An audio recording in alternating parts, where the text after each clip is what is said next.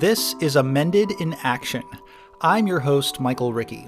This series showcases contemporary efforts that challenge injustice, illuminate truth, and raise women's voices. One of those efforts you just heard on this station. I'm talking about this program's counterpart, the reason this show exists, the audio series Amended. Yeah, well, the idea came from the team at Humanities in New York, and they were looking at the suffrage commemoration of 2020 and wanted to engage with suffrage history in a more meaningful way than simply a celebration. That's Amended's host and co-writer, Dr. Laura Free. Laura is an associate professor of history at Hobart and William Smith Colleges in Geneva. She's also the author of Suffrage Reconstructed: Gender, Race, and Voting Rights in the Civil War Era. The topics and themes we hear in Amended are part of Laura's expertise. This is my wheelhouse. Yeah, definitely. Laura found herself to be less of an expert when it came to sharing history through audio. You know, I was familiar with podcasts, but I was not the podcast fiend in our household. That honor goes to my husband. But, I'd listened to some before, and I thought it would be a really interesting project. And then I met Riva. She's referring to Riva Goldberg, a Brooklyn-based freelance audio producer with at least one tie to upstate New York. I went to Syracuse University, so I know a little bit about CNY. I've lived there. Humanities New York called on Riva in the summer of 2019 for advice on creating an audio series that would uncover some of the untold stories of the women's suffrage movement. I think they were looking to me to say, well, this is what it would actually take to make it. Here are some of the things you need to be thinking about. But we had such a great brainstorming session that they and I both wanted to kind of keep the conversation going. And they decided to then bring me on to start piloting it and start budgeting it and all of that. The pilot episode was deemed a success. It helped bring in additional funding to get the full project off the ground. We decided to work together in a more long-term way to make the whole series after that. And, after I got to go meet Laura and start working with her back in the time when we were still doing a lot of field recording and traveling to places pre-pandemic times, and Laura and I just really hit it off. Riva and Laura found a creative rhythm that worked. I have the expertise in the suffrage history and know nothing about audio. And Riva is a brilliant audio storyteller and perhaps was less familiar with women's suffrage history. And so I think that created a really good partnership. But I don't want to speak for Riva. Laura and I have joked about this before, but I always say that historians seem to tell stories backwards, where they give you the evidence first and then they tell you how they got there. And so my job is to sort of not only streamline and simplify, but also reverse engineer. So I'm fighting, we have these different instincts that are kind of almost opposite. Laura's instincts are rooted in her work as a scholar of history. Details, context, sources, evidence. This is something that Riva and I grapple with a lot in our script writing. I produce these things that have lots and lots of detail and lots of evidence, and let me explain all of the minutiae of how this is operating historically. And Riva's like, you can't do that in audio, Laura. It's just nobody will listen. And so, I do feel a tinge of pain sometimes that some pieces are being left out. And that's the nature of the medium, I think. But I think in terms of getting people engaged and being a way to access these stories and to reach people who may never have considered themselves interested in history, it's amazing. Riva came to the project with a moderate interest in history. She thought she knew a fair amount about the struggle for women's suffrage before she started working on Amended. But it turns out Amended provided Riva with a new perspective. Almost everything I learned was either, completely changing what I thought I knew, or just something I had never even heard before. So it was it was a huge learning experience for me. I think my favorite sort of non-factoid thing that I learned from some of our guests was the extent to which there are people sort of living and walking among us who really connect with and channel specific people in the past. In episode 1, Judy Wellman was like that for me. When she sat with us in Seneca Falls, she spoke about these people as if she really knew them. That day, Riva was managing the audio gear, while Laura played the role of interviewer inside the chapel where the Women's Rights Convention took place. Judy, if we were sitting here on July 19th and 20th in 1848, who would be joining us in the pew? Thomas James is here, I suspect, because he's a trustee of the Wesleyan Methodist Church and has been very active in abolitionism. We asked her, what are the conversations you hear in the room on this, sweltering summer afternoon when this convention took place?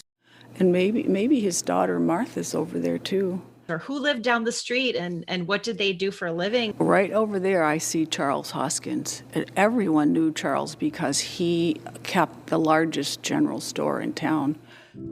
Even for Laura, who's written a book on women's suffrage, some of the stories she stumbled upon while producing Amended were new to her. That's, part of the joy of doing research and for any kind of project is that you're always learning new things. So, for episode 2, I taught Harriet Jacobs for years. I knew her story very well. I knew Celia's story very well. I included her story in some of my lecture materials, but I didn't know about Charity Castle.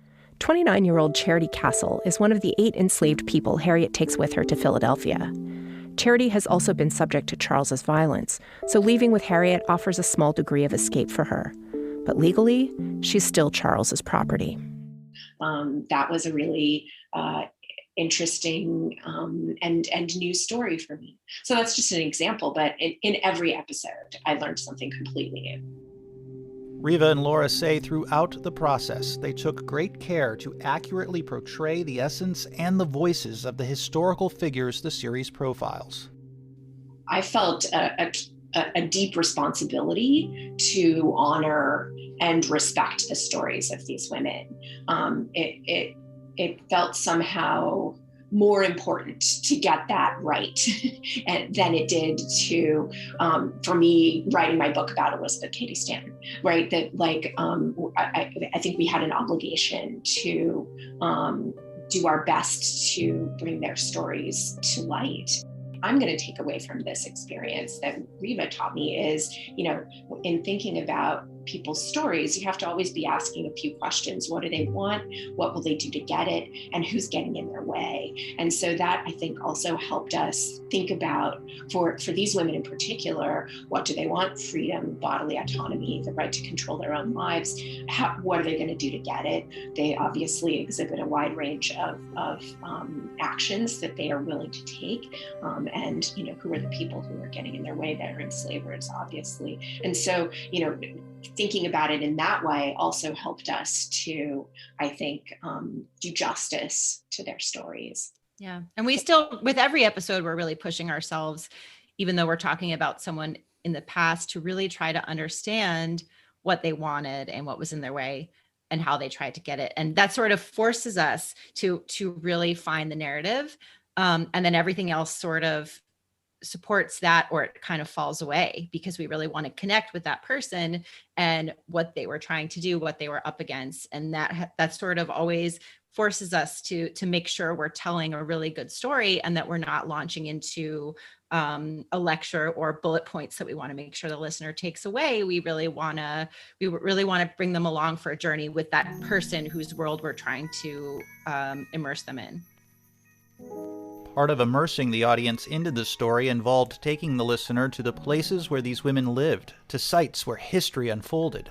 When Riva and Laura started production in fall 2019, that was possible. One of the great things about the project as it was initially conceived was that we would be going to places that had meaning to the stories that we would be telling, and bringing historians or artists or people who had information about the space and the story with us to those places. And there was something just incredibly special and almost magical, really, about getting to do those interviews in places like the chapel at Seneca Falls, talking to Judy Wellman, the premier historian of the Seneca Falls Women's Rights Meeting. And so it was just, really special as a historian to get to participate in that. And so the pandemic obviously put a stop to all of that.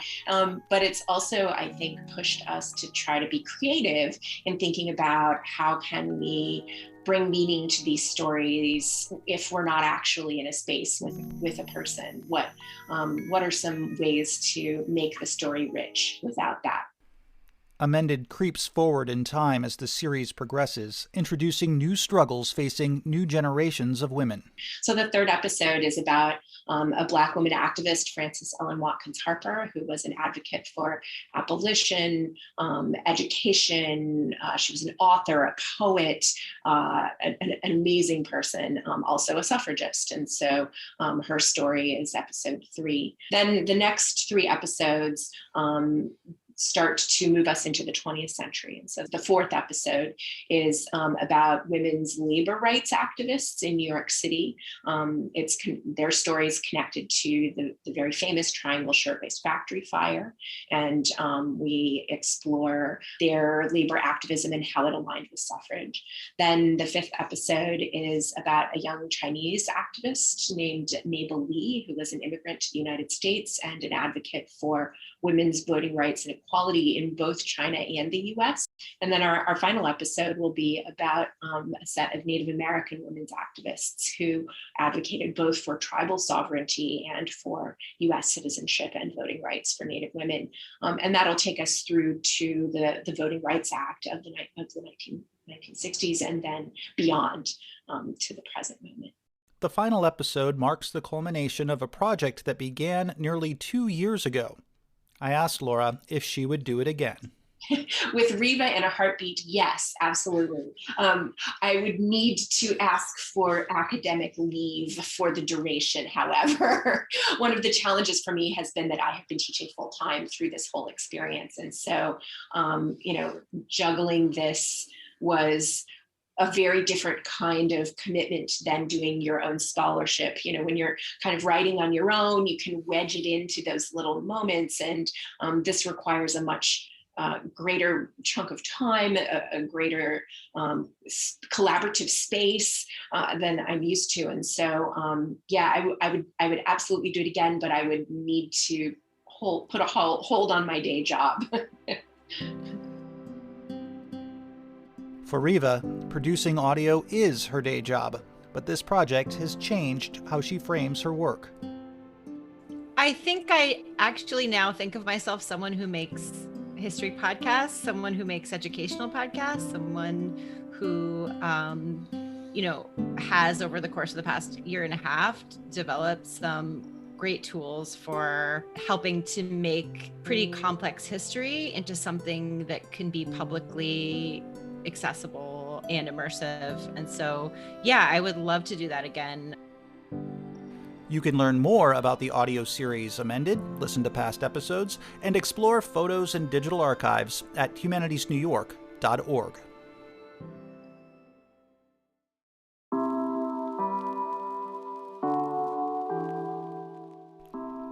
Thanks for listening to Amended in Action. Special thanks to WRVO Public Media, Humanities New York, and SUNY Oswego's School of Communication, Media, and the Arts. Music provided by Fesleyan Studios. Until next time, I'm Michael Rickey.